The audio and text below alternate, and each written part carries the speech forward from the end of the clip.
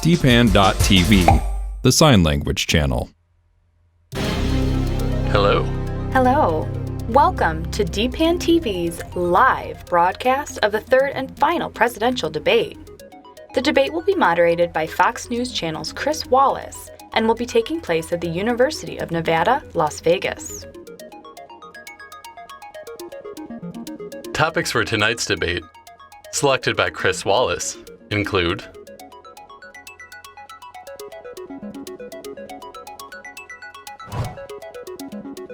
debt and entitlements such as medical care, Social Security, and others, immigration, the economy, the Supreme Court, foreign hot topics from around the globe, both candidates' fitness to serve as president. Each segment will be 15 minutes long, focusing on one topic at a time. We hope that you have enjoyed all of our live broadcasts. We want to know what other live TV programs you would like to see on DPAN TV in the future. Please leave comments on Facebook or send us feedback on DPAN TV's website. Thank you. Thank you. Enjoy the debate.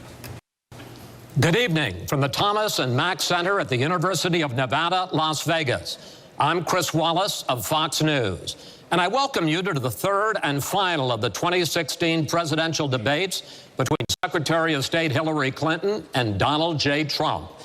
This debate is sponsored by the Commission on Presidential Debates. The Commission has designed the format, 6 roughly 15-minute segments with 2-minute answers to the first question, then open discussion for the rest of each segment. Both campaigns have agreed to those rules. For the record, I decided the topics and the questions in each topic. None of those questions has been shared with the commission or the 2 candidates. The audience here in the hall has promised to remain silent. No cheers, boos, or other interruptions so we and you can focus on what the candidates have to say. No noise except right now as we welcome the Democratic nominee for president, Secretary Clinton, and the Republican nominee for president, Mr. Trump.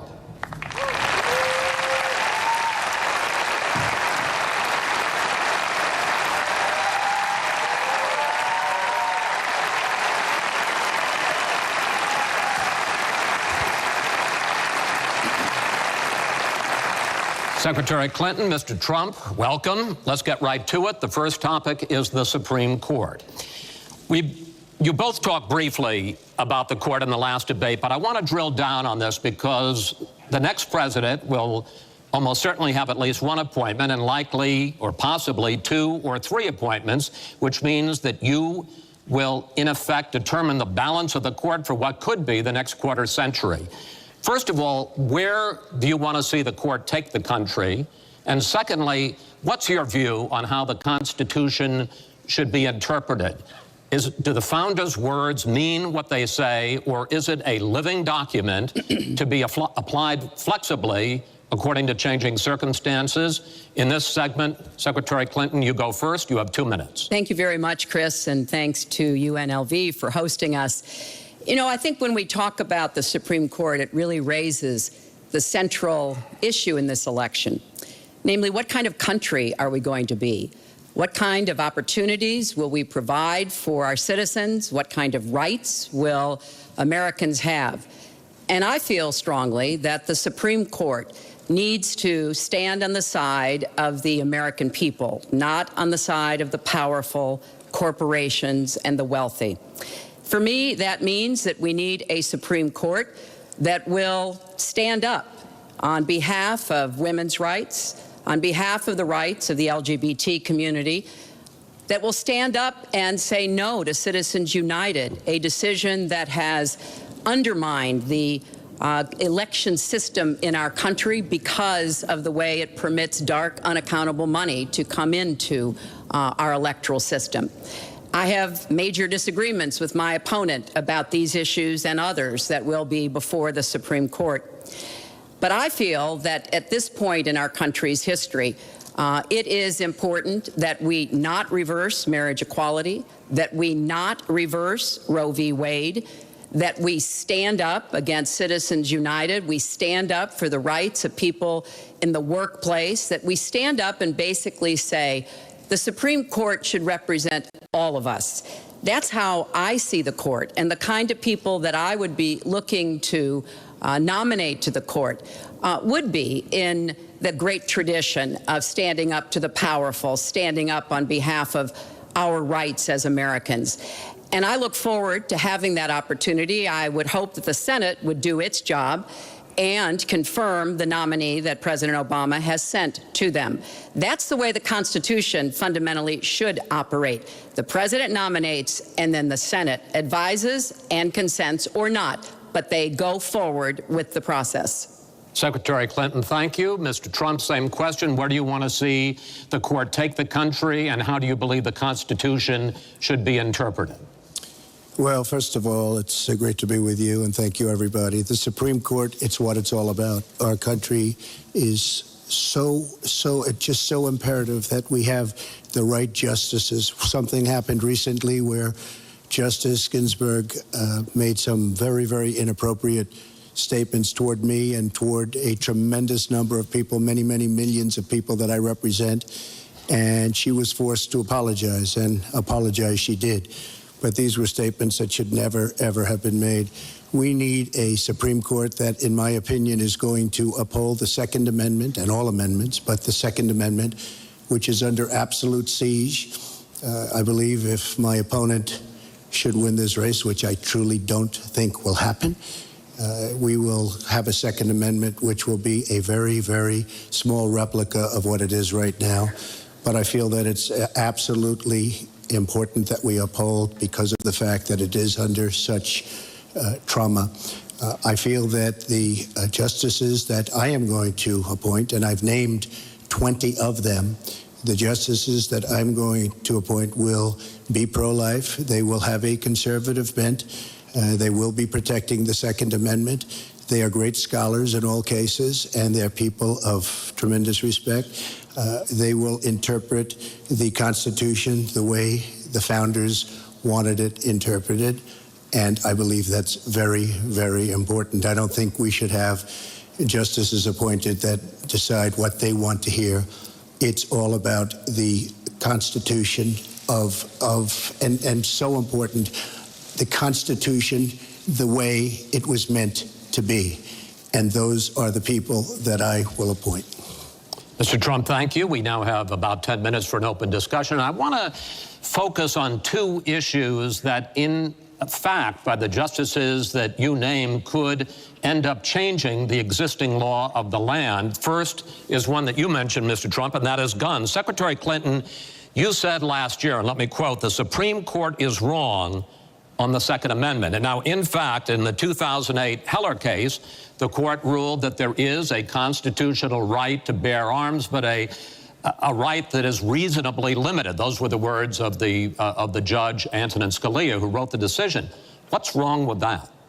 Well, first of all, I support the Second Amendment. I lived in Arkansas for 18 wonderful years. I represented upstate New York. I understand and respect the tradition of gun ownership. It goes back to the founding of our country. But I also believe that there can be and must be reasonable regulation. Because I support the Second Amendment doesn't mean that I want people who shouldn't have guns to be able to threaten you, kill you or members of your family. And so when I think about what we need to do, we have 33,000 people a year who die from guns. I think we need comprehensive background checks, need to close the online loophole, close the gun show loophole. There's other matters that I think are sensible, that are the kind of reforms that would make a difference, that are not in any way conflicting with the Second Amendment. You mentioned the Heller decision, and what I was saying that you referenced, Chris, was that I disagreed with the way the court applied the Second Amendment in that case, because what the District of Columbia was trying to do was to protect toddlers from guns. And so they wanted people with guns to safely store them. And the court didn't accept that reasonable regulation, but they've accepted many others. So I see no conflict between saving people's lives and defending the Second Amendment. Let me bring Mr. Trump in here. The bipartisan open debate coalition got millions of votes on questions to ask here, and this was, in fact, one of the top questions that they got. How will you ensure the Second Amendment is protected? You just heard Secretary Clinton's answer. Does she persuade you that while you may disagree on regulation, that in fact she supports a Second Amendment right to bear arms? Well, the D.C. versus Heller decision was very strongly, and she was extremely angry about it. I watched. I mean, she was very, very angry when upheld. And Justice Scalia was so involved, and it was a well-crafted decision. But Hillary was extremely upset, extremely angry, and people that believe in the Second Amendment and believe in it very strongly were very upset with what she had to say. Well, let me bring in Secretary Clinton. Were you extremely upset? Well, I was upset because, unfortunately, dozens of toddlers injure themselves, even kill people with guns, because, unfortunately, not everyone who has loaded guns in their homes takes appropriate precautions. But there's no doubt that I respect the Second Amendment, that I also believe there's an individual right to bear arms. That is not in conflict with sensible, common sense regulation. And, you know, look, I understand that Donald's been strongly supported by the NRA. The gun lobby's on his side. They're running millions of dollars of ads against me. And I regret that, because what I would like to see is for people to come together and say, of course, we're going to protect and defend the Second Amendment, but we're going to do it in a way that tries to save some of these 33,000 lives that we lose every year. Let me bring Mr. Trump back into that, because in fact, you oppose any limits on assault weapons, any limits on high-capacity magazines. You support a national right to carry law. Why, sir? Well, let me just tell you, before we go any further, in Chicago, which has the toughest gun laws in the United States, probably you could say by far, they have more gun violence than any other city. So we have the toughest laws, and you have tremendous gun violence. I am a very strong supporter of the Second Amendment, and I don't know if Hillary was saying it in a sarcastic manner, but I'm very proud to have the endorsement of the NRA, and it's the earliest endorsement they've ever given to anybody who ran for president. So I'm very honored by all of that. We are going to appoint justices. This is the best way to help the Second Amendment. We are going to appoint justices that will feel very strongly about the Second Amendment, that will not do damage to the Second Amendment. Well, let's pick up on another issue which divides you and the justices that whoever ends up winning this election appoints could have a dramatic effect there, and that's the issue of abortion. Right. Mr. Trump, you're pro-life, but I want to ask you specifically, do you want the court, including the justices that you will name, to overturn Roe v. Wade, which includes, in fact, states a woman's right to abortion? Well, if that would happen, because I am pro-life and I will be appointing pro-life judges, I would think that that will go back to the individual states. But I'm asking you specifically, would you like to... If they overturned it, it'll go back to the states. But what I'm asking you, sir, is do you want to see the court overturn? You just said you want to see the court protect the Second Amendment. Do you want to see the court overturn Roe v. Wade? Well, if we put another 2 or perhaps 3 justices on, that's really what's going to be, that will happen. And that'll happen automatically, in my opinion, because I am putting pro-life justices on the court. I will say this, it will go back to the states, and the states will then make a determination. Secretary Clinton. Well, I strongly support Roe v. Wade, which guarantees a constitutional right to a woman to make the most intimate, most difficult in many cases, decisions about her health care that one can imagine. And in this case, it's not only about Roe v. Wade. It is about what's happening right now in America. So many states are putting very stringent regulations on women that block them from exercising that choice, to the extent that they are defunding Planned Parenthood, which, of course, provides all kinds of cancer screenings and other benefits for women in our country. Donald has said he's in favor of defunding Planned Parenthood. He even supported shutting the government down to defund Planned Parenthood. I will defend Planned Parenthood. I will defend Roe v. Wade, and I will defend women's rights to make their own health care decisions. And we have come too far to have that turned back now. And indeed, he said women should be punished, that there should be some form of punishment.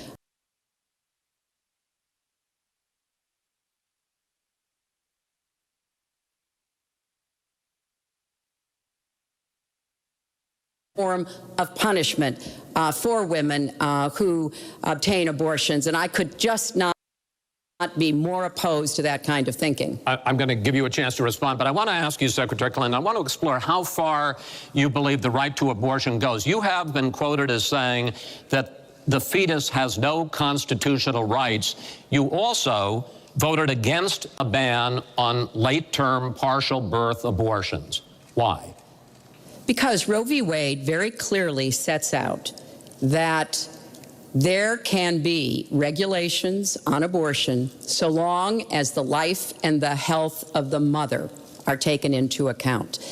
And when I voted as a senator, I did not think that that was the case. The kinds of cases that fall at the end of pregnancy are often the most heartbreaking, painful decisions for families to make. I have met with women who, toward the end of their pregnancy, get the worst news one could get, that their health is in jeopardy if they continue to carry to term, or that something terrible has happened or just been discovered about the pregnancy. I do not think the United States government should be stepping in and making those most personal of decisions. So you can regulate, if you are doing so, with the life and the health of the mother taken into account. Mr. Trump, your reaction, and particularly on this issue of late-term partial birth abortion. Well, I think it's terrible. If you go with what Hillary is saying, in the 9th month, you can take the baby and rip the baby out of the womb of the mother just prior to the birth of the baby. Now, you can say that that's okay, and Hillary can say that that's okay, but it's not okay with me. Because based on what she's saying and based on where she's going and where she's been, you can take the baby and rip the baby out of the womb in the 9th month on the final day. And that's not acceptable. Well, that is not what happens in these cases. And using that kind of scare rhetoric is just terribly unfortunate. You should meet with some of the women that I've met with, women I've known over the course of my life. This is one of the worst possible choices that any woman and her family has to make.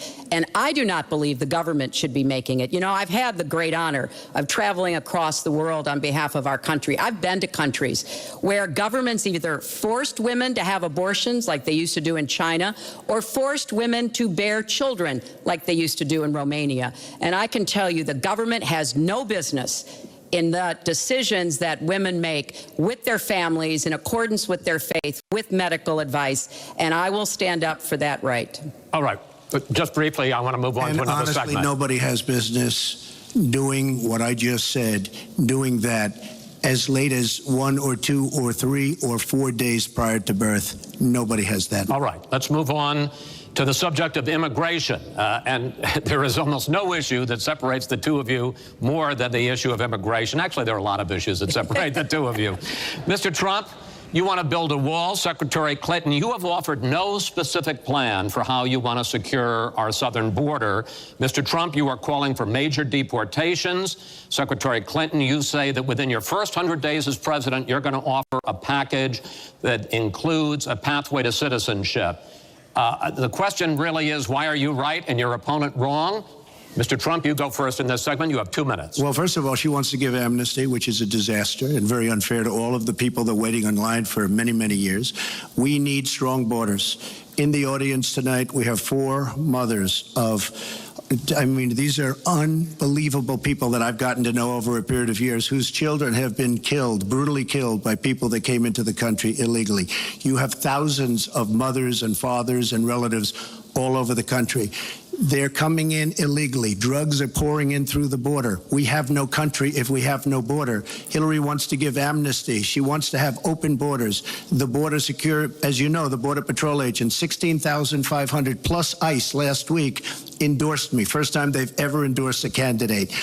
It means their job is tougher, but they know what's going on. They know it better than anybody. They want strong borders. They feel we have to have strong borders. I was up in New Hampshire the other day. The biggest complaint they have, it's with all of the problems going on in the world, many of the problems caused by Hillary Clinton and by Barack Obama, all of the problems, their single biggest problem is heroin that pours across our southern borders, just pouring and destroying their youth. It's poisoning the blood of their youth and plenty of other people. We have to have strong borders. We have to keep the drugs out of our country. Right now, we're getting the drugs, they're getting the cash. We need strong borders. We need we cannot give amnesty. Now, I want to build the wall. We need the wall. The Border Patrol, ICE, they all want the wall. We stop the drugs. We shore up the border. One of my first acts will be to get all of the drug lords, all of the bad ones. We have some bad people in this country that have to go out. We're going to get them out. We're going to secure the border. And once the border is secured, at a later date, we'll make a determination as to the rest. But we have some bad hombres here, and we're going to get them out. Mr. Trump, thank you. Same question to you, Secretary Clinton. Basically, why are you right and Mr. Trump is wrong? Well, as he was talking, I was thinking about a young girl I met here in Las Vegas, Carla, who was very worried that her parents might be deported because she was born in this country, but they were not. They work hard. They do everything they can to give her a good life. And you're right. I don't want to rip families apart. I don't want to be sending parents away from children.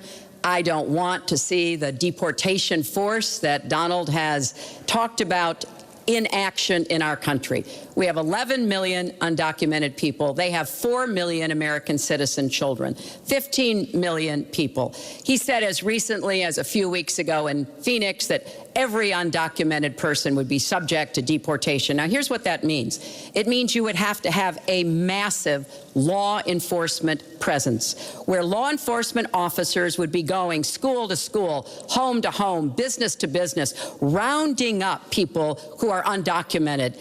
And we would then have to put them on trains, on buses to get them out of our country. I think that is an idea that is not in keeping with who we are as a nation. I think it's an idea that would rip our country apart. I have been for border security for years. I voted for border security in the United States Senate. And my comprehensive immigration reform plan, of course, includes border security. But I want to put our resources where I think they're most needed, getting rid of any violent person, anybody who should be deported. We should deport them.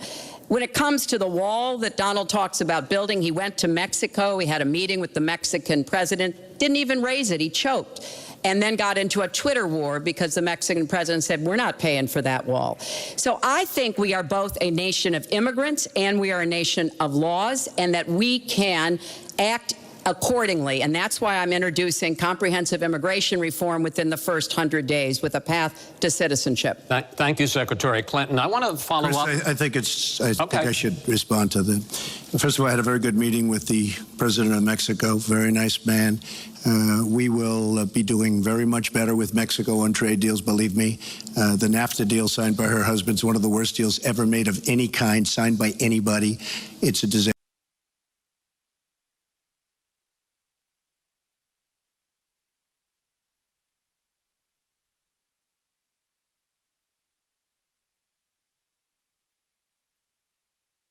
The wall in 2006 or thereabouts. Now, she never gets anything done, so naturally the wall wasn't built.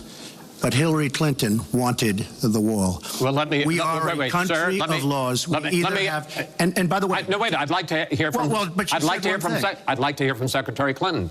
I voted for border security, and there are some limited places where that was appropriate. There also is necessarily going to be new technology and how best to deploy that. But it is clear when you look at what Donald has been proposing. He started his campaign bashing immigrants, calling Mexican immigrants rapists and criminals and drug dealers, that he has a very different view about what we should do to deal with immigrants. Now, what I am also arguing is that bringing undocumented immigrants out from the shadows, putting them into the formal economy will be good, because then employers can't exploit them and undercut Americans' wages. And Donald knows a lot about this. He used undocumented labor to build the Trump Tower. He underpaid undocumented workers, and when they complained, he basically said what a lot of employers do. You complain, I'll get you deported. I want to get everybody out of the shadows, get the economy working, and not let employers like Donald exploit undocumented workers, which hurts them but also hurts American workers. Mr. Trump. President Obama has moved millions of people out. Nobody knows about it. Nobody talks about it. But under Obama, millions of people have been moved out of this country. They've been deported.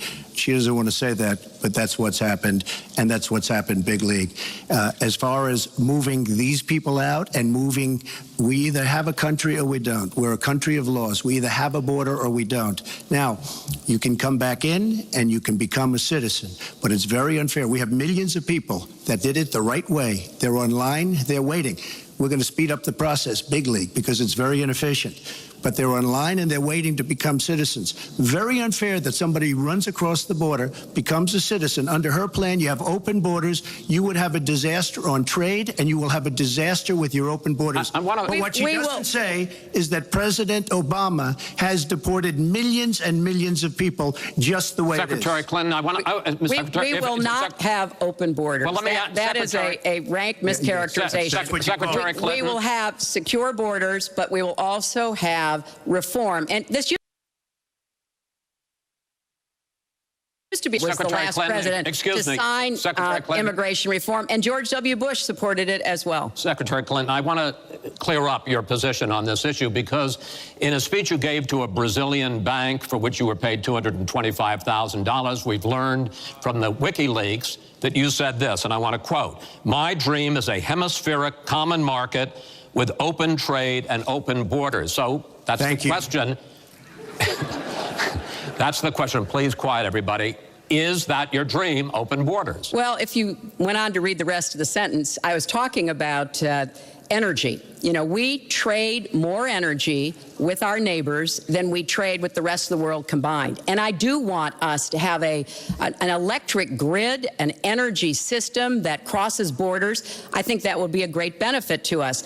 But you are very clearly quoting from WikiLeaks. And what's really important about WikiLeaks is that the Russian government has engaged in espionage against Americans. They have hacked American websites, American accounts of private people, of institutions. Then they have given that information to WikiLeaks for the purpose of putting it on the internet.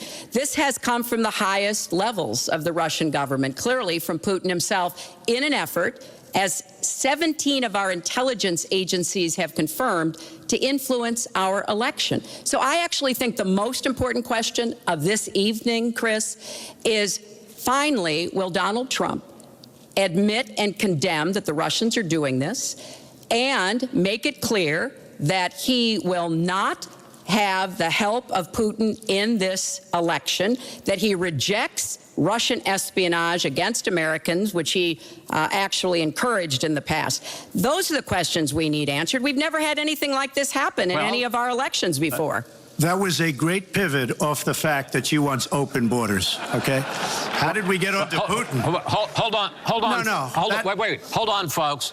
Because this is going to end up getting out of control. Let's try to keep it quiet for the candidates and for the American people. So just to finish on the borders, yes. She wants open borders. People are going to pour into our country. People are going to come in from Syria. She wants 550% more people than Barack Obama, and he has thousands and thousands of people. They have no idea where they come from, and you see, we are going to stop radical Islamic terrorism in this country. No, Putin. He said nice things about me. If we got along well, that would be good. If Russia and the United States got along well and went after ISIS, that would be good. He has no respect for her. He has no respect for our president. And I'll tell you what, we're in very serious trouble because we have a country with tremendous numbers of nuclear warheads, 1,800, by the way, where they expanded and we didn't. 1,800 nuclear warheads, and she's playing chicken. Look, Putin, from everything I see, has no respect for this person. Well, that's because he'd rather have a puppet as president of the United States. No puppet. And it's pretty clear. You're the puppet. It's pretty clear you won't admit that the Russians have engaged in cyber attacks against the United States of America, that you encouraged espionage against our people, that you are willing to spout the Putin line, sign up for his wish list, break up NATO, do whatever he wants to do, and that you continue to get help from him because he has a very clear favorite in this race. So I think that this is such an unprecedented situation. We've never had a foreign government trying to interfere in our election. We have 17 intelligence agencies, civilian and military, who have all concluded that these espionage attacks, these cyber attacks, come from the highest levels of the Kremlin, and they are designed to influence our election. I find that deeply disturbing, and I think it's time. She has no idea whether it's Russia, China, or anybody else. I am not quoting myself. No idea. I am quoting Hillary, you have no idea. 17 do you doubt 17 our military has and no civilian idea. agencies? Well, yeah, he'd rather believe Vladimir Putin than the military and civilian intelligence professionals who are sworn to protect us. I find that just absolutely. She doesn't like Putin because Putin has outsmarted her at every step of the way. Excuse me. Putin has outsmarted her in Syria. He's outsmarted her every step of the way. I do get to ask some questions. Yes, and I would like to ask you this direct question. The top national security officials of this country do believe that Russia has been behind these hacks. Even if you don't know for sure whether they are, do you condemn any interference by Russia in the American election? By Russia or anybody else? You condemn their interference? Of course I condemn. Of course I can. I don't know Putin. I have no idea. I never met Putin. This is not my best friend. But if the United States got along with Russia, wouldn't be so bad. Let me tell you, Putin has outsmarted her and Obama at every single step of the way. Whether it's Syria, you name it, missiles. Take a look at the startup that they signed. The Russians have said, according to many, many reports, I can't believe they allowed us to do this. They create warheads and we can't. The Russians can't believe it. She has been outsmarted by Putin, and all you have to do is look at the Middle East. They've taken over. We've spent $6 trillion. They've taken over the Middle East. She has been outsmarted and outplayed worse than anybody I've ever seen in any government whatsoever. We're a long way away from immigration, but I'm going to let you finish this topic. Well, you got about 45 seconds. Yeah, and she always will be. I find it ironic that he's raising nuclear weapons. This is a person who has been very cavalier, even casual, about the use of nuclear weapons. He's advocated more countries getting them, Japan, Korea, even Saudi Arabia. He's said, well, if we have them, why don't we use them, which I think is terrifying. But here's the deal. The bottom line on nuclear weapons is that when the president gives the order, it must be followed. There's about 4 minutes between the order being given and the people responsible for launching nuclear weapons to do so. And that's why 10 people who have had that awesome responsibility have come out and in an unprecedented way said they would not trust Donald Trump with the nuclear codes or to have his finger on the nuclear button. I have 200 generals and admirals, 21 endorsing me, 21 Congressional Medal of Honor recipients. As far as Japan and other countries, we are being ripped off by everybody in the world. We're defending other countries. We are spending a fortune doing it. They have the bargain of the century. All I said is we have to renegotiate these agreements because our country cannot afford to defend Saudi Arabia, Japan, Germany, South Korea, and many other places. We cannot continue to afford. She took that as saying nuclear weapons. Look. She's been proven to be a liar on so many different ways. This is just another lie. Well, I'm just quoting you when there's you were no asked quote. about You're not going to find a quote from nuclear competition in Asia. You said, you know, go ahead, enjoy yourselves, folks. That kind and defend of language, yourselves. And defend yourselves. I didn't say nuclear. And defend yourself. The United States has kept the peace through our alliances. Donald wants to tear up our alliances. I think it makes the world safer, and frankly, it makes the United States safer. I would work with our allies in Asia, in Europe, in the Middle East, and elsewhere. That's the only way we're going to be able to keep peace. We are going to move on to the next topic, which is the economy, and I hope we handle that as well as we did immigration. You also have very different ideas about how to get the economy growing faster. Secretary Clinton, in your plan, government plays a big role. You see more government spending, more entitlements, more tax credits, more tax penalties. Mr. Trump, you want to get government out with lower taxes and less regulation. Yes. We're going to drill down into this a little bit more, but in this overview, please explain to me why you believe that your plan will create more jobs and growth for this country and your opponent's plan will not. In this round, you go first, Secretary Clinton. Well, I think when the middle class thrives, America thrives. And so my plan is based on growing the economy, giving middle-class families many more opportunities. I want us to have the biggest jobs program since World War II, jobs in infrastructure and advanced manufacturing. I think we can compete with high-wage countries, and I believe we should. New jobs and clean energy, not only to fight climate change, which is a serious problem, but to create new opportunities and new businesses. I want us to do more to help small business. That's where 2/3 of the new jobs are going to come from. I want us to raise the national minimum wage because people who live in poverty should not, who work full-time should not still be in poverty. And I sure do want to make sure women get equal pay for the work we do. I feel strongly that we have to have an education system that starts with preschool and goes through college. That's why I want more technical education in high schools and in community colleges, real apprenticeships to prepare young people for the jobs of the future. I want to make college debt-free, and for families making less than $125,000, you will not get a tuition bill from a public college or university if the plan that I worked on with Bernie Sanders is enacted. And we're going to work hard to make sure that it is, because we are going to go where the money is. Most of the gains in the last years since the Great Recession have gone to the very top.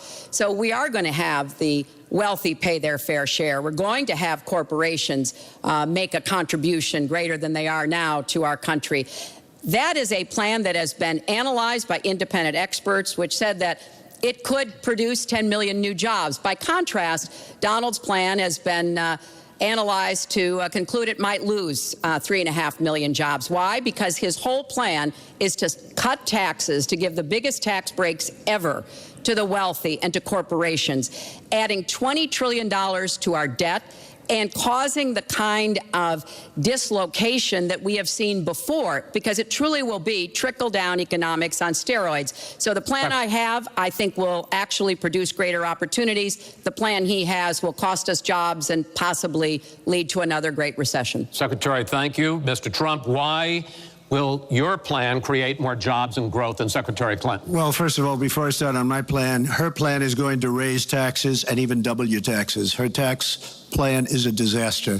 And she can say all she wants about college tuition, and I'm a big proponent. We're going to do a lot of things for college tuition, but the rest of the public's going to be paying for it. We will have a massive, massive tax increase under Hillary Clinton's plan. But I'd like to start off where we left, because when I said Japan and Germany, and I'm not to single them out, but South Korea, these are very rich, powerful countries. Saudi Arabia, nothing but money. We protect Saudi Arabia.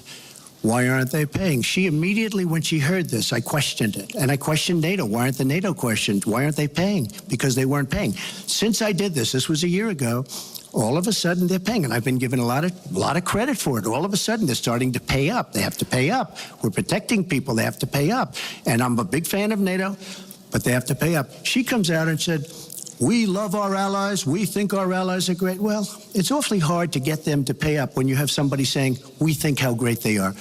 We have to tell Japan in a very nice way. We have to tell Germany, all of these countries, South Korea, we have to say, you have to help us out. We have, during his regime, during President Obama's regime, we've doubled our national debt. We're up to $20 trillion. So my plan, we're going to renegotiate trade deals. We're going to have a lot of free trade. We're going to have free trade, more free trade than we have right now. But we have horrible deals. Our jobs are being taken out by the deal that her husband signed, NAFTA, one of the worst deals ever. Our jobs are being sucked out of our economy. You look at all of the places that I just left. You go to Pennsylvania, you go to Ohio, you go to Florida, you go to any of them. You go upstate New York. Our jobs have fled to Mexico and other places. We're bringing our jobs back. I am going to renegotiate NAFTA. And if I can't make a great deal, then we're going to terminate NAFTA and we're going to create new deals. We're going to have trade. but we're going to terminate it. We're going to make a great trade deal. And if we can't, we're going to do it. We're going to go a separate way because it has been a disaster. We are going to cut taxes massively. We're going to cut business taxes massively. They're going to start hiring people. We're going to bring the $2.5 trillion that's offshore back into the country. We are going to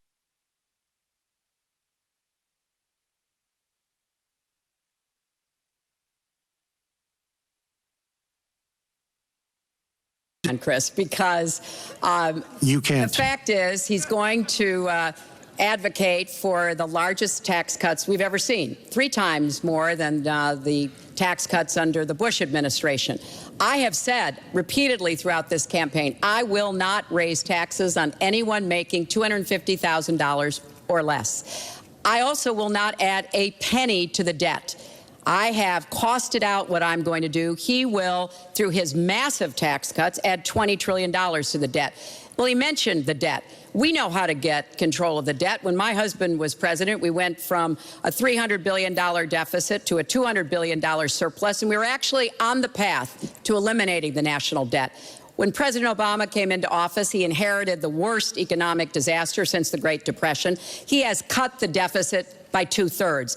So, yes, one of the ways you go after the debt, one of the ways you create jobs is by investing in people. So I do have investments in new jobs, investments in education, skill training, and the opportunities for people to get ahead and stay ahead. That's the kind of approach that will work. Cutting taxes on the wealthy, we've tried that. It has not worked the way that it has been promised. Secretary Clinton, I want to pursue your plan because in many ways it is similar to the Obama stimulus plan in 2009, which has led to the slowest GDP growth since 1949. Correct. Thank you, sir. You told me in July when we spoke that the problem is that President Obama didn't get to do enough in what he was trying to do with this stimulus. So is your plan basically even more of the Obama stimulus? Well, it's a combination, Chris. And let me say that when you inherit the level of economic catastrophe that President Obama inherited, it was a real touch-and-go situation. I was in the Senate before I became Secretary of State. I've never seen people as physically distraught as the Bush administration team was because of what was happening to the economy. I personally believe that the steps that President Obama took saved the economy. He doesn't get the credit he deserves for taking some very hard positions. But it was a terrible recession. So now we've dug ourselves out of it. We're standing, but we're not yet running.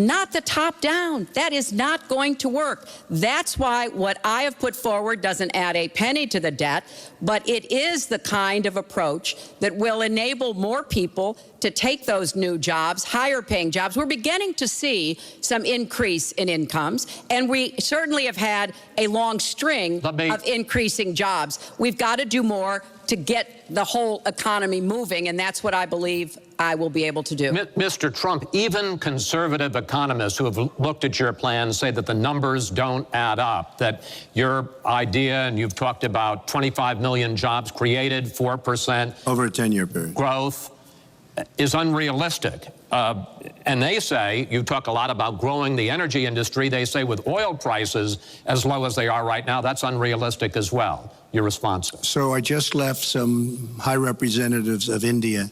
They're growing at 8%. China is growing at 7%, and that for them is a catastrophically low number. We are growing. Our last report came out, and it's right around the 1% level, and I think it's going down.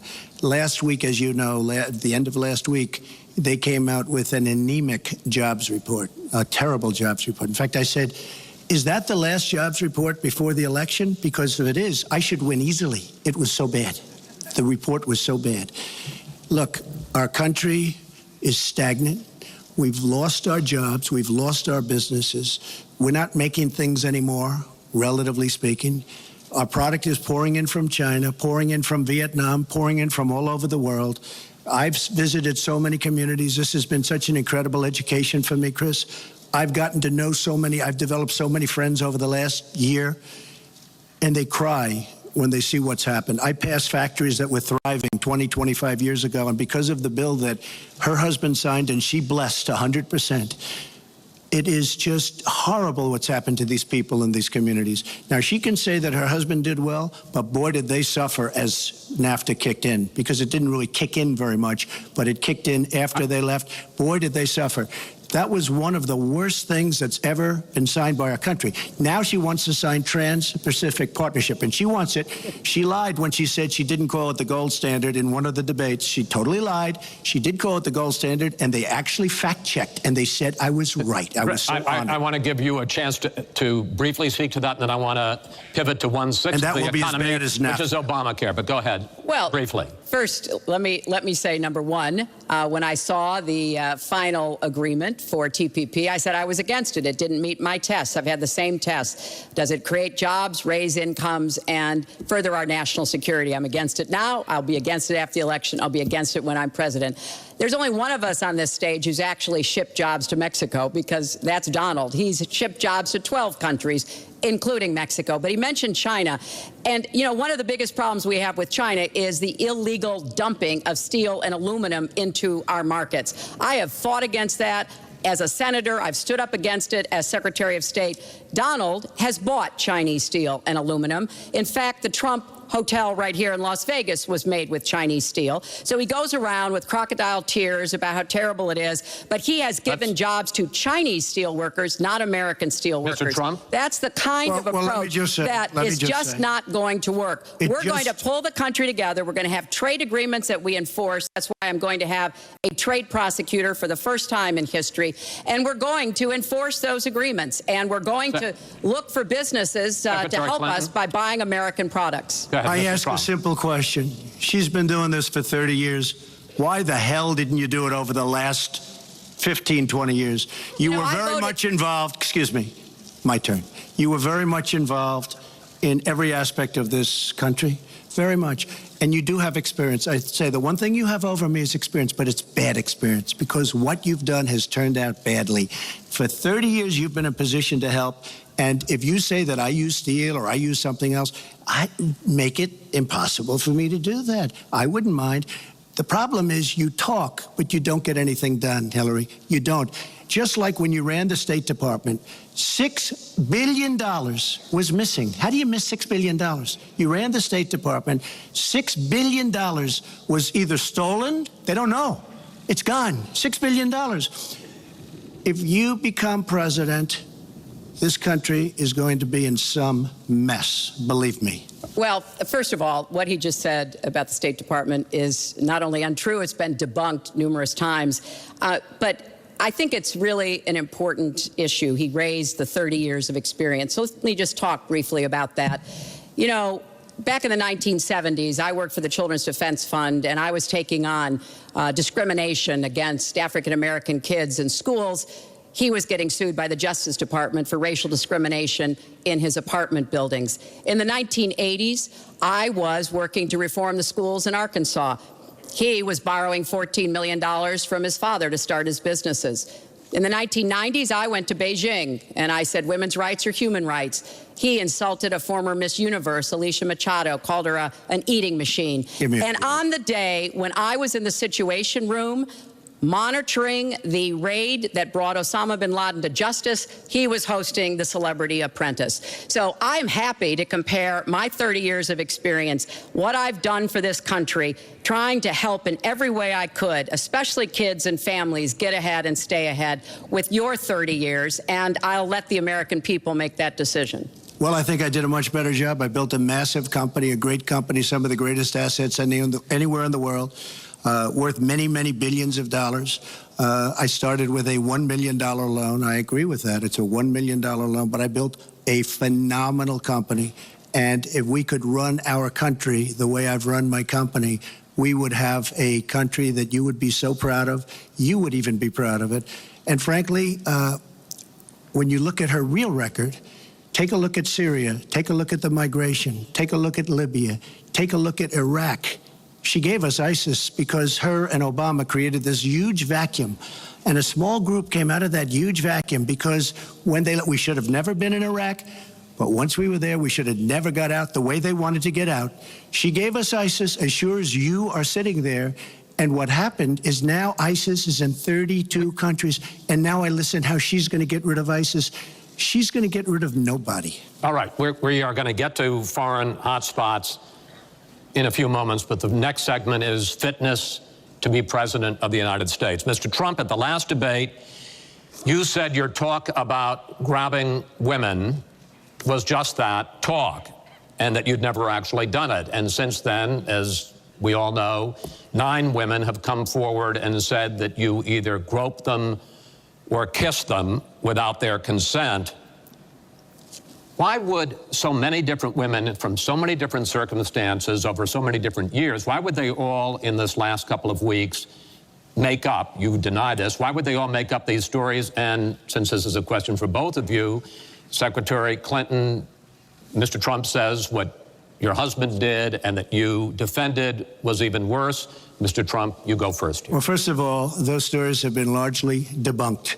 Those people, I don't know those people. I have a feeling how they came. I believe it was her campaign that did it. Just like if you look at what came out today on the clips, where I was wondering what happened with my rally in Chicago and other rallies where we had such violence. She's the one in Obama that caused the violence. They hired people, they paid them $1,500, and they're on tape saying, be violent, cause fights, do bad things. I would say the only way, because those stories are all totally false, I have to say that. And I didn't even apologize to my wife, who's sitting right here, because I didn't do anything.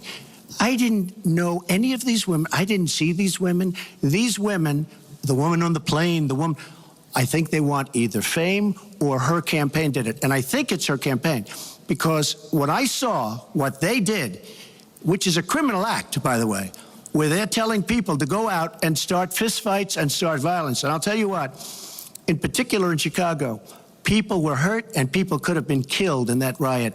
And that was now all on tape, started by her. I believe, Chris, that she got these people to step forward. If it wasn't, they get their 10 minutes of fame. But they were all totally, it was all fiction. It was lies and it was fiction. Well, Secretary Clinton. At the last debate, we heard Donald talking about what he did to women.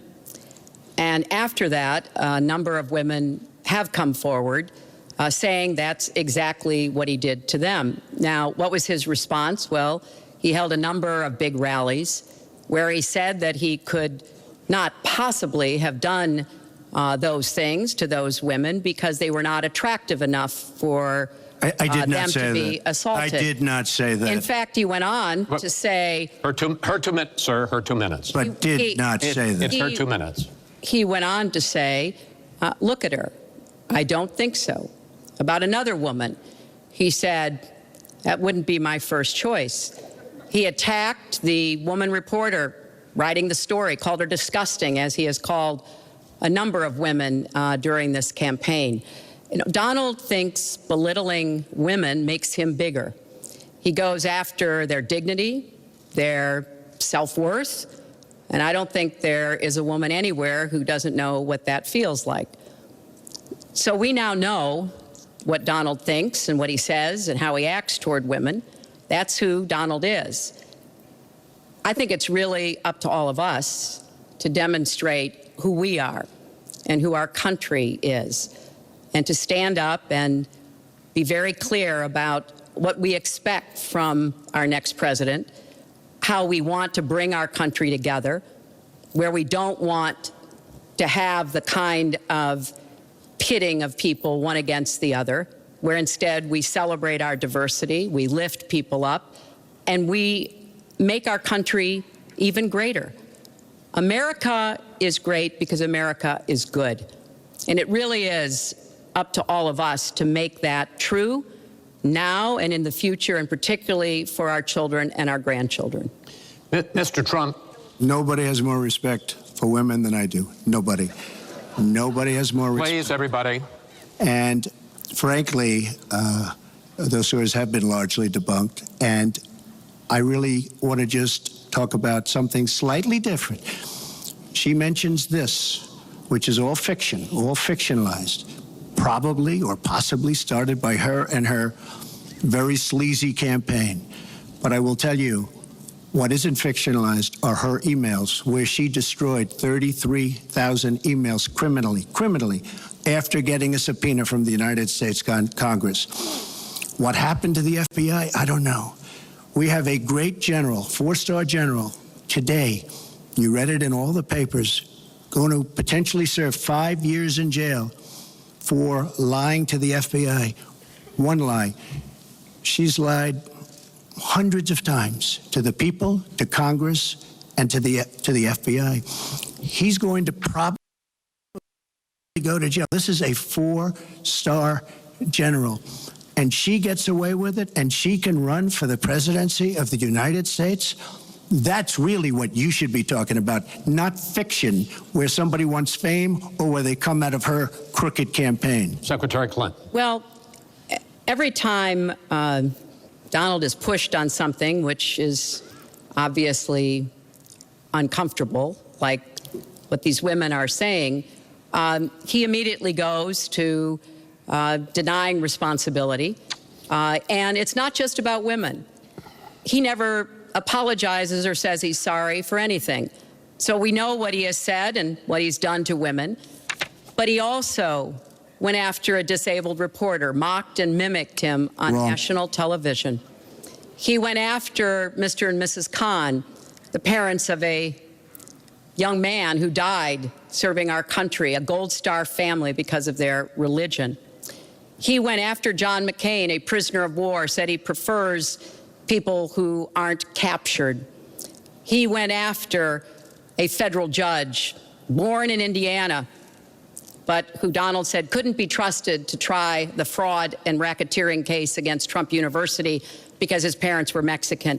So it's not one thing. This is a pattern of divisiveness, of a very dark and in many ways dangerous vision of our country, where he incites violence, where he applauds people who are pushing and pulling and punching at his rallies.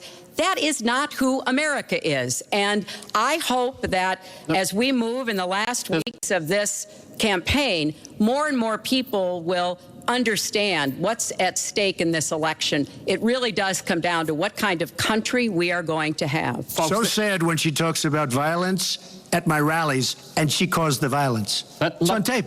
The other things are false, but honestly, I'd love to talk about getting rid of ISIS, and I'd love to talk about other things. Okay. But those other charges, as she knows, are false. In this bucket about fitness to be president, there's been a lot of developments over the last 10 days since the last debate. I'd like to ask you about them. These are questions that the American people have. Secretary Clinton, during your 2009 Senate confirmation hearing, you promised to avoid even the appearance of a conflict of interest with your dealing with the Clinton Foundation while you were Secretary of State. But emails show that donors got special access to you.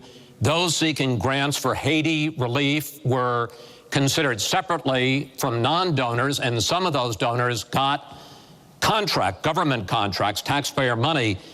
Can you really say that you kept your pledge to that Senate committee? And why isn't what happened and what went on between you and the Clinton Foundation, why isn't it what Mr. Trump calls pay to play? Well, everything I did as Secretary of State was in furtherance of our country's interests and our values. The State Department has said that. I think that's been proven. But I am happy. In fact, I'm thrilled to talk about the Clinton Foundation because it is a world-renowned charity. And I am so proud of the work that it does. You know, I could talk for the rest of the debate. I know I don't have the time to do that. But just briefly, the Clinton Foundation made it possible for 11 million people around the world with HIV/AIDS to afford treatment, and that's about half of all the people in the world who are getting treatment. In partnership with the American Health Association, we have made environments in schools healthier for kids, Secretary including Clinton, healthier respectfully, this is an open discussion. Well, it is an open discussion. I understand, and the specific question went to pay for play. Do you want to talk about that? But there is no evidence, but there is a lot of evidence about the very good work and it's a criminal enterprise, and so many people know for it. Trump's Clinton fate. It's a Have gotten criminal for their work. enterprise. Saudi Arabia giving $25 million, Qatar, all of these countries. You talk about women and women's rights. So these are people that push gays off buildings. These are people that kill women and treat women horribly, and yet you take their money. So I'd like to ask you right now, why don't you give back the money that you've taken from certain countries that treat certain groups of people so horribly? Why don't you give back the money? I think it would be a great gesture. Well, because she takes a tremendous amount of money, and you take a look at the people of Haiti. I was at a little Haiti the other day in Florida, and I want to tell you, they hate the Clintons, because what's happened in Haiti with the Clinton Foundation is a disgrace. And you know it, and they know it, and everybody knows Secretary it. Well, Clinton. very quickly, we at the Clinton Foundation spend 90% of all the money that is donated on behalf of programs of people around the world and in our own country. I'm very proud of that. We have the highest rating from the watchdogs that follow foundations, and I'd be happy to compare what we do with the Trump Foundation, which took money from other people and bought a 6-foot portrait of Donald. I mean, who does that? It just was astonishing. But when it comes to Haiti, Haiti is the poorest country in our hemisphere. The earthquake and the hurricanes, it has devastated Haiti. Bill and I have been involved in trying to help Haiti for many years. The Clinton Foundation raised $30 million to help Haiti after the catastrophic earthquake and all of the terrible problems the people there had.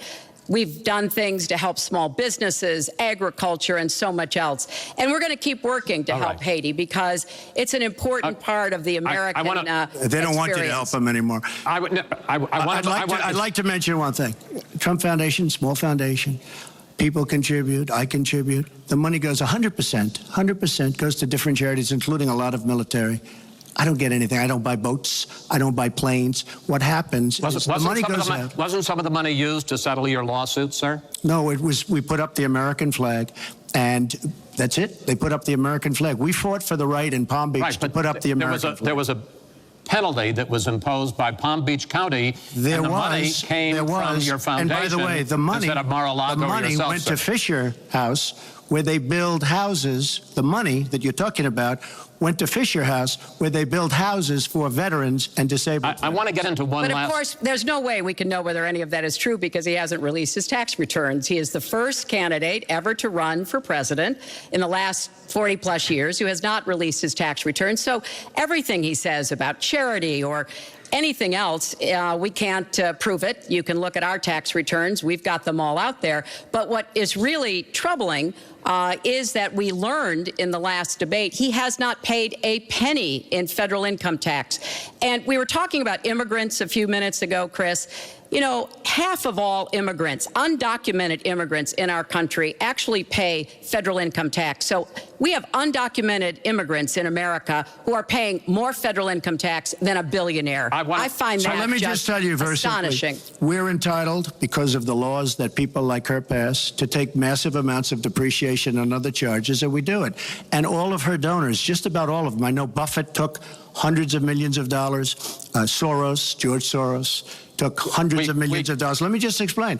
All of her donors, most of her donors have done the same thing as I do. Okay. Well, And you know what you should have done? Folks, we heard and this. you know, Hillary, what you should have done? You should have changed the law when you were a United States Senator. If you don't like it. Yeah. Because your donors and your special interests are doing the same thing as I do, except even more so. Well, you should have changed the law, but you won't change the law because you take in so much money. I mean, I sat in my apartment today in a very beautiful hotel down the street, known as Trump. Made with Chinese steel. But I will tell you, I sat there watching ad after ad after ad, false ad, all paid for by your friends on Wall Street that gave so much money because they know you're going to protect them.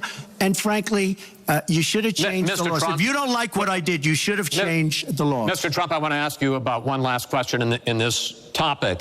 You have been warning at rallies recently that this election is rigged and that Hillary Clinton is in the process of trying to steal it from you. Your running mate, Governor Pence, pledged on Sunday that he and you, his words, will absolutely accept the result of this election. Today, your daughter Ivanka said the same thing. I want to ask you here on the stage tonight, do you make the same commitment that you will absolutely, sir, that you will absolutely accept the result of this election? I will look at it at the time. I'm not looking at anything now. I'll look at it at the time. What I've seen is so bad. First of all, the media is so dishonest and so corrupt, and the pile-on is so amazing. The New York Times actually wrote an article about it that they don't even care.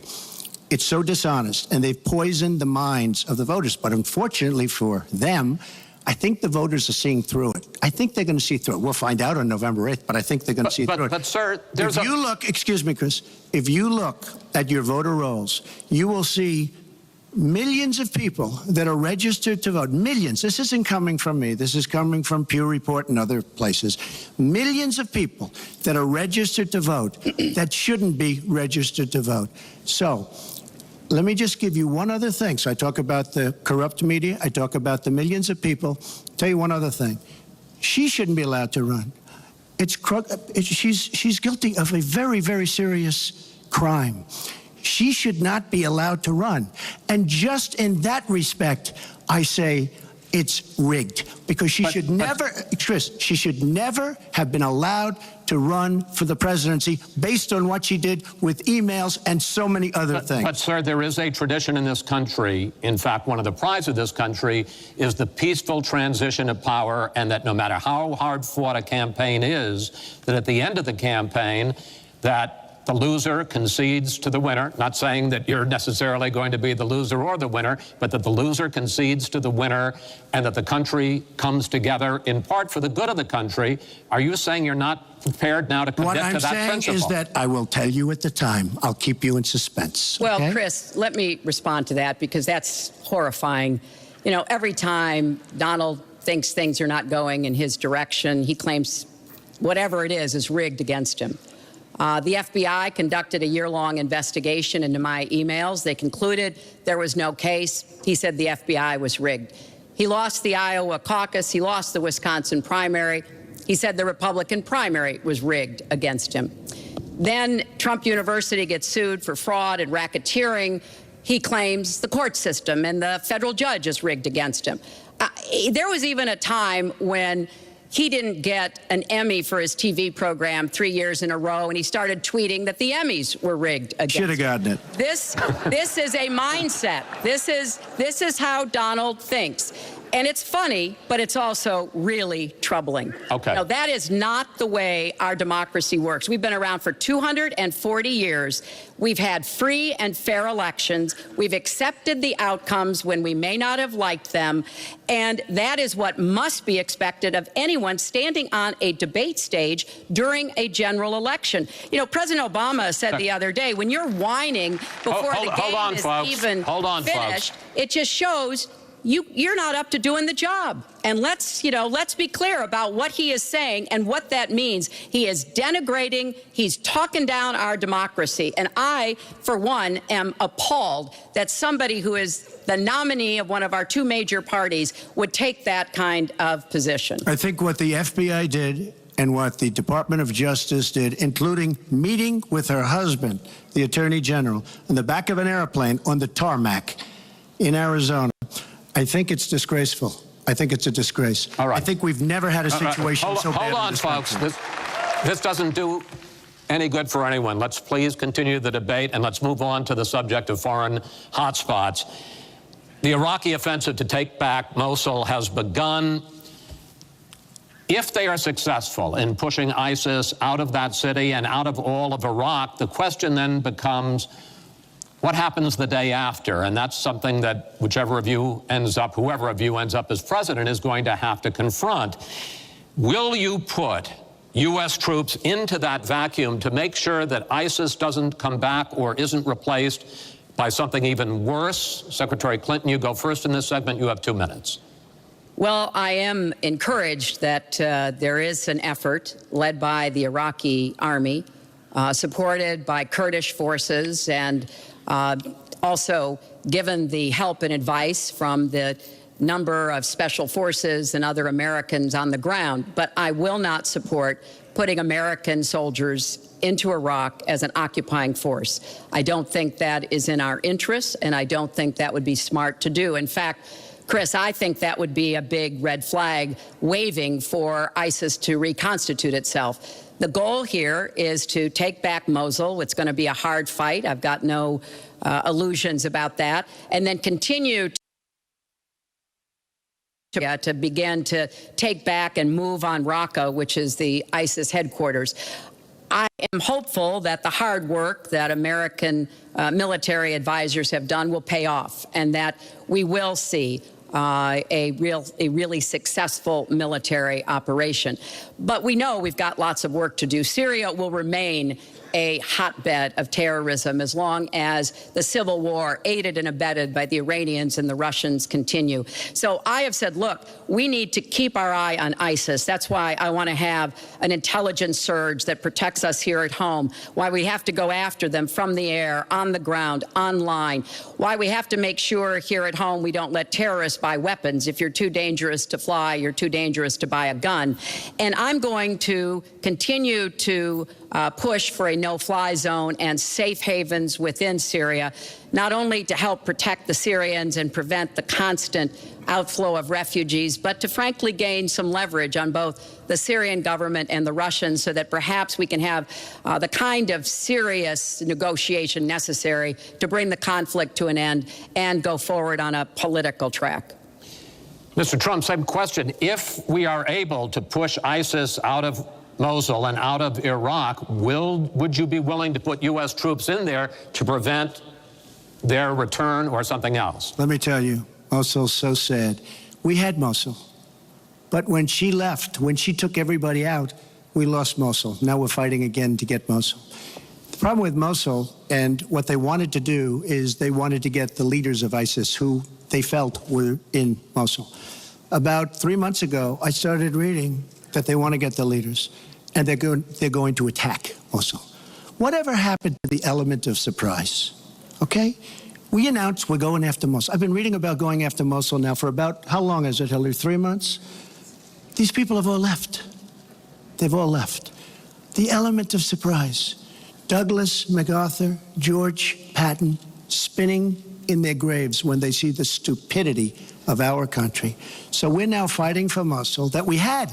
All she had to do is stay there. Now we're going in to get it. But you know who the big winner in Mosul is going to be after we eventually get it? And the only reason they did it is because she's running for the office of president. And they want to look tough. They want to look good. He violated the red line in the sand. And he made so many mistakes, made all mistakes. That's why we have the Great Migration. But she wanted to look good for the election. So they're going in. But who's going to get Mosul, really? We'll take Mosul eventually. By the way, if you look at what's happening, much tougher than they thought. Much, much tougher, much more dangerous, going to be more deaths than they thought. But the leaders that we wanted to get are all gone because they're smart. They say, what do we need this for? So Mosul is going to be a wonderful thing, and Iran should write us a letter of thank you, just like the really stupid, the stupidest deal of all time. A deal that's going to give Iran absolutely nuclear weapons. Iran should write us yet another letter saying thank you very much. Because Iran, as I said many years ago, Iran is taking over Iraq, something they've wanted to do forever, but we've made it so easy for them. So we're now going to take Mosul, and you know who's going to be the beneficiary? Iran. Boy, are they making, I mean, they are outsmarting. Look, you're not there. You might be involved in that decision, but you were there when you took everybody out of Mosul and out of Iraq.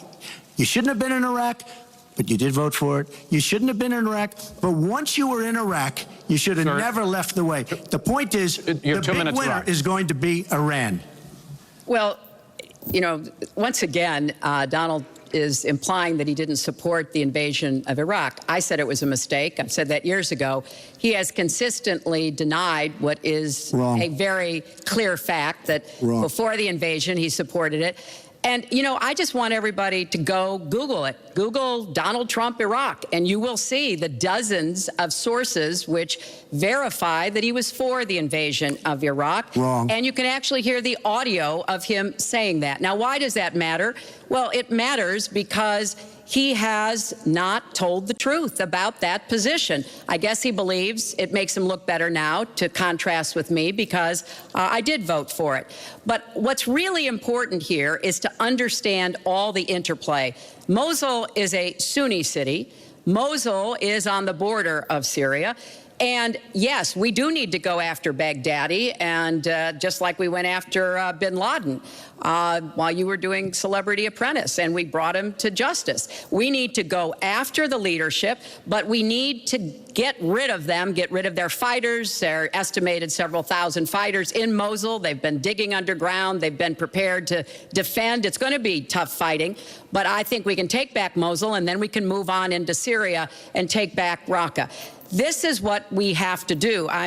I'm just amazed that he seems to think that the Iraqi government and our allies and everybody else launched the attack on Mosul to help me in this election. But that's how Donald thinks, you know. He always is looking for some Chris, we don't gain anything. He has all these Iran is taking over Iraq. Secretary Clinton. Iran is taking over Iraq. We don't gain Secretary Clinton. We would have gained if they did it by surprise. Wait. Secretary Clinton, it's an open discussion. We would have gained if they did it by surprise. Please let Mr. Trump speak. He's unfit, and he proves it every time you he are talks. the one that's unfit. You know, WikiLeaks just actually came out. John Podesta said some horrible things about you, and boy, was he right. He said some beauties. And, you know, Bernie Sanders, he said you have bad judgment. You do. And if you think that going into Mosul, after we let the world know we're going in, and all of the people that we really wanted, the leaders, they're all gone. If you think that was good, then you do. Now, John Podesta said you have terrible instincts. Bernie Sanders said you have bad judgment. I agree with both. Well, you should ask Bernie Sanders who he's supporting for president, and he has said, which is as a big he has mistake. campaigned for me around the country, you are the most dangerous person to run for president in the modern history of America. I think he's right. Let's turn to Aleppo. Mr. Trump, in the last debate, you were both asked about the situation in the Syrian city of Aleppo, and I want to follow up on that because you said several things in that debate which were not true, sir. You said that Aleppo has basically fallen. In fact, there are... It's a catastrophe. It is a catastrophe, but there are a quarter... Have you seen it? Have you seen it? Sir, have you seen what's happened to Aleppo? If I might finish my question. Okay, so it hasn't fallen. Take a look at it. Well, there are 250,000 people still living there and being slaughtered. That's right. You also and said, they are being slaughtered because of bad decisions. If I may just finish here. And you also said that that Syria and Russia are busy fighting ISIS. In fact, they have been the ones who've been bombing and shelling eastern Aleppo. And they just announced a humanitarian pause, in effect, admitting that they have been bombing and shelling Aleppo. Would you like to clear that up, sir? Well, Aleppo is a disaster. It's a humanitarian nightmare, but it has fallen from any standpoint. I mean, what do you need, a signed document? Take a look at Aleppo. It is so sad when you see what's happened. And a lot of this is because of Hillary Clinton, because what's happened is by fighting Assad, who turned out to be a lot tougher than she thought, and now she's going to say, oh, he loves Assad. He's just much tougher and much smarter than her and Obama. And everyone thought he was gone 2 years ago, 3 years ago. He aligned with Russia. He now also aligned with Iran, who we made very powerful. We gave them $150 billion back. We give them $1.7 billion in cash. I mean cash, bundles of cash as big as this stage. We gave them $1.7 billion. Now, they have aligned. He has aligned with Russia and with Iran. They don't want ISIS, but they have other things because we're backing rebels. We don't know who the rebels are. We're giving them lots of money, lots of everything. We don't know who the rebels are. And when and if, and it's not going to happen because you have Russia and you have Iran now, but if they ever did overthrow Assad, you might end up with as bad as Assad is, and he's a bad guy. But you may very well end up with worse than Assad. If she did nothing, we'd be in much better shape. And this is what's caused the Great Migration, where she's taken in 10s of thousands of Syrian refugees who probably in many cases, not probably, who are definitely, in many cases, ISIS-aligned, and we now have them in our country, and wait till you see, this is going to be the great Trojan horse, and wait till you see what happens in the coming years. Lots of luck, Hillary. Thanks a lot for doing a great job. Secretary Clinton, you have talked about, and in the last debate and again today, that you would impose a no-fly zone to try to protect the people of Aleppo and to stop the killing there. President Obama has refused to do that because he fears it's going to draw us closer or deeper into the conflict. And General Joseph Dunford, the chairman of the Joint Chiefs of Staff, says, you impose a no-fly zone, chances are you're going to get into a war, his words, with Syria and Russia. So the question I have is, if you impose a no-fly zone, first of all, how do you respond to their concerns? Secondly, if you impose a no-fly zone and a Russian plane violates that, does President Clinton shoot that plane down? Well, Chris, first of all, I think a no-fly zone could save lives and could hasten the end of the conflict. I am well aware of the really legitimate concerns that you have expressed from both the president and the general. This would not be done just on the first day. This would take a lot of negotiation and would also take making it clear to the Russians and the Syrians that our purpose here was to provide safe zones on the ground. We've had millions of people leave Syria, and those millions of people inside Syria who've been dislocated. So I think we could strike a deal and make it very clear to the Russians and the Syrians that this was something that we believed was in the best interests of the people on the ground in Syria. It would help us with our fight against ISIS. But I want to respond to what Donald said about refugees. He's made these claims repeatedly. I am not going to let anyone into this country who is not vetted, who we do not have confidence in, but I am not going to slam the door on women and children. That picture of that little 4-year-old boy in Aleppo with the blood coming down his face while he sat in an ambulance is haunting. And so we are going to do very careful, thorough vetting. That does not solve our internal challenges with ISIS and our need to stop radicalization, to work with American Muslim communities who are on the front lines to identify and prevent attacks. In fact, the killer of the dozens of people at the nightclub in Orlando, the Pulse nightclub, was born in Queens, the same place Donald was born.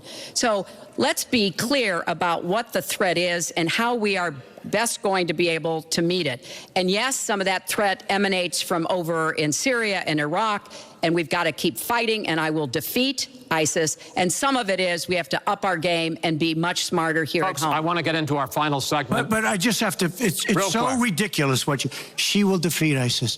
We should have never let ISIS happen in the first place. And right now they're in 32 countries. Okay. You should have never. Wait 1 second. They had a ceasefire 3 weeks ago.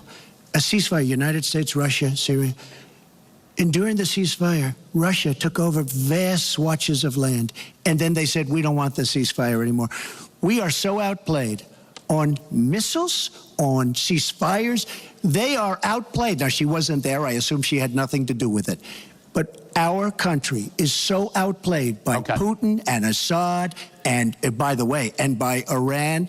Nobody can believe how stupid our leadership is. Mr. Trump, Secretary Clinton, no, we need to move on to our final segment, and that is the national debt, which has not been discussed until tonight.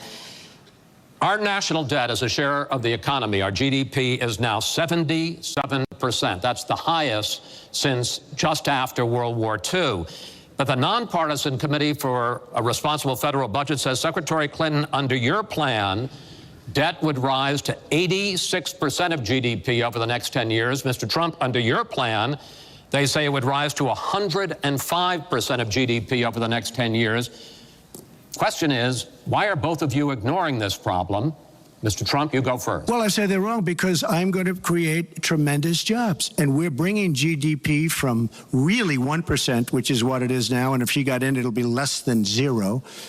But we're bringing it from 1% up to 4%. And I actually think we can go higher than 4%. I think you can go to 5 or 6%. And if we do, you don't have to bother asking your question because we have a tremendous machine. We will have created a tremendous economic machine once again. To do that, we're taking back jobs. We're not going to let our companies be raided by other countries where we lose all our jobs. We don't make our product anymore. It's very sad. But I'm going to create the kind of a country that we were from the standpoint of industry. We used to be there. We've given it up. We've become very, very sloppy. We've had people that are political hacks making the biggest deals in the world, bigger than companies. You take these big companies, these trade deals are far bigger than these companies. And yet we don't use our great leaders, many of whom back me and many of whom back Hillary, I must say. But we don't use those people. Those are the people, these are the greatest negotiators in the world. We have the greatest business people in the world. We have to use them to negotiate our trade deals. We use political hacks. We use people that get the position because they made a campaign contribution. And they're dealing with China and people that are very much smarter than they are. So we have to use our great people. But with that being said, we will create an economic machine, the likes of which we haven't seen in many decades. And people, Chris, will again go back to work, and they'll make a lot of money, and we'll have companies that will grow and expand and start from new. Secretary Clinton. Well, first, when I hear Donald talk like that and know that his slogan is "Make America Great Again," I wonder when he thought America was great. And before he rushes and says, you know, before you and President Obama were there, I think it's important to recognize that he has been criticizing our government for decades.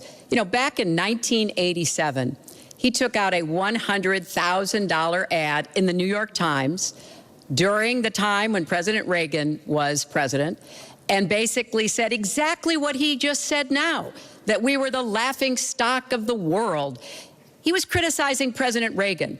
This is the way Donald thinks about himself, puts himself into, you know, the middle and says, you know, I alone can fix it, as he said on the convention stage. But if you look at the debt, which is the issue you asked about, Chris, I pay for everything I'm proposing. I do not add a penny to the national debt. I take that very seriously because I do think it's one of the issues we've got to come to grips with. So when I talk about how we're going to pay for education, how we're going to invest in infrastructure, how we're going to get the cost of prescription drugs down, and a lot of the other issues that people talk to me about all the time, I've made it very clear we are going where the money is. We are going to ask the wealthy and corporations to pay their fair share. And there is no evidence whatsoever that that will slow down or diminish our growth. In fact, I think just the opposite. We'll have what economists call middle-out growth. We've got to get back to rebuilding the middle class, the families of America. That's where growth will come from. That's why I want to invest in you. I want to invest in your family. And I think that's the smartest way to grow the economy, to make the economy fairer. And we just have a big disagreement about this. It may be because of our experiences. You know, he started off with his dad as a millionaire. I started off with my dad as a small businessman. We've heard this before. I think it's, you know, it's a difference that affects how we see the world and what we want to do with the economy. Time. Thank you, Hillary. Could I just respond? Well, no. Because I did disagree with Ronald Reagan very strongly on trade. I disagreed with him. We should have been much tougher on trade even then. I've been waiting for years. Nobody does it right. And frankly, now we're going to do it right. All right. The one last area I want to get into with you in this debate is the fact that the biggest driver of our debt is entitlements, which is 60% of all federal spending. Now, the Committee for Responsible Federal Budget has looked at both of your plans, and they say neither of you has a serious plan that is going to solve the fact that Medicare is going to run out of money in the 2020s, Social Security is going to run out of money in the 2030s, and at that time, recipients are going to take huge cuts in their benefits. So, in effect, the final question I want to ask you in this regard is, and let me start with you, Mr. Trump, would President Trump make a deal to save Medicare and Social Security that included both tax increases and benefit cuts, in effect, a grand bargain on entitlements? I'm cutting taxes. We're going to grow the economy. It's going to grow at a record rate. But that's not going to help on entitlements. It's going to totally help you. And one thing we have to do, repeal and replace the disaster known as Obamacare. It's destroying our country. It's destroying our businesses, our small business, and our big businesses. We have to repeal and replace Obamacare. You take a look at the kind of numbers that will cost us in the year 17. It is a disaster if we don't repeal and replace. Now, it's probably going to die of its own weight, but Obamacare has to go. The premiums are going up 60, 70, 80%.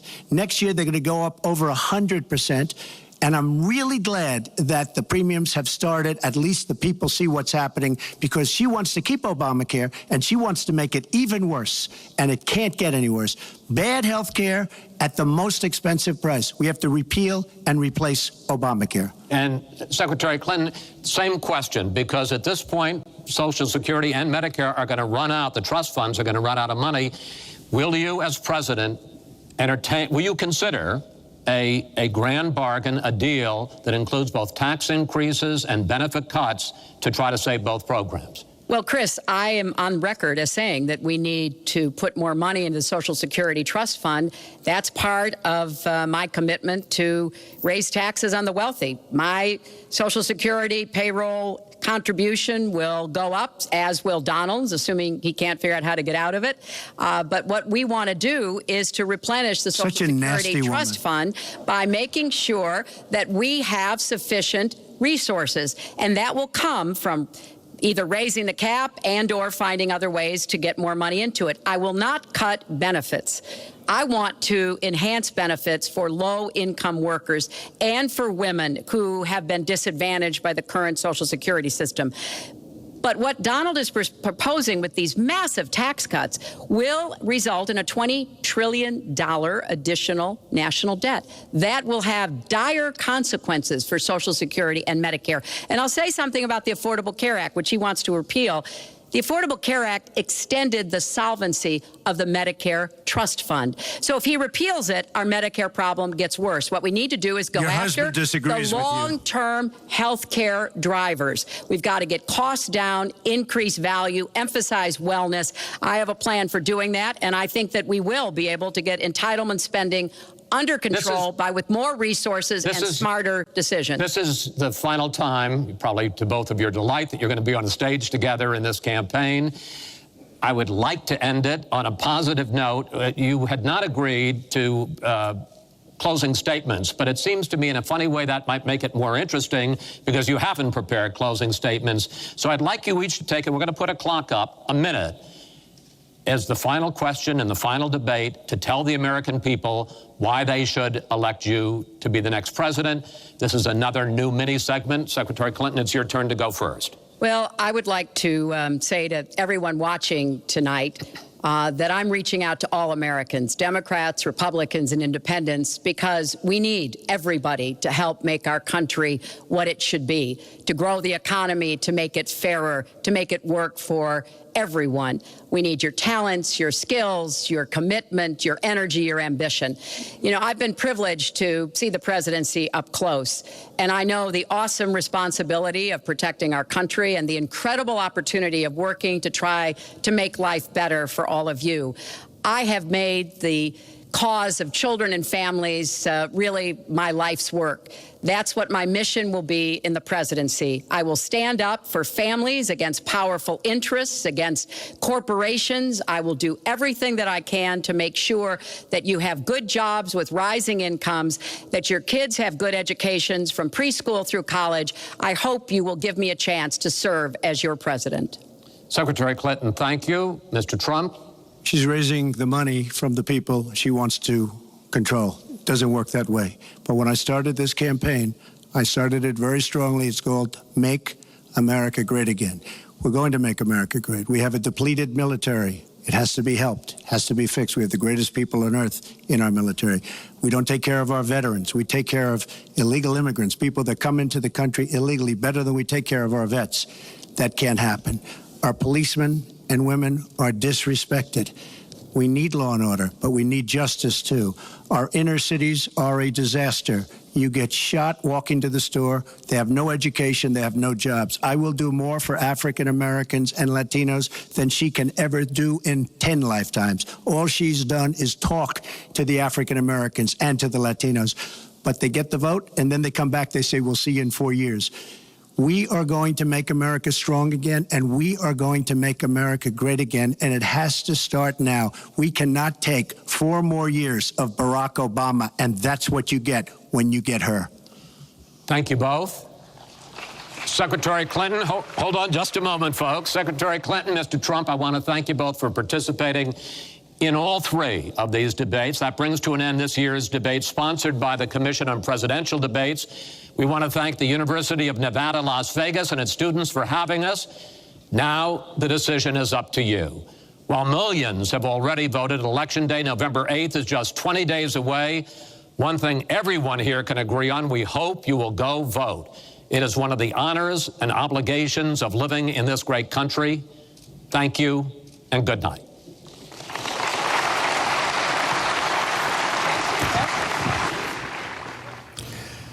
The weightiest discussion yet of policy as Hillary Clinton comes down. dpan.tv, the sign language channel.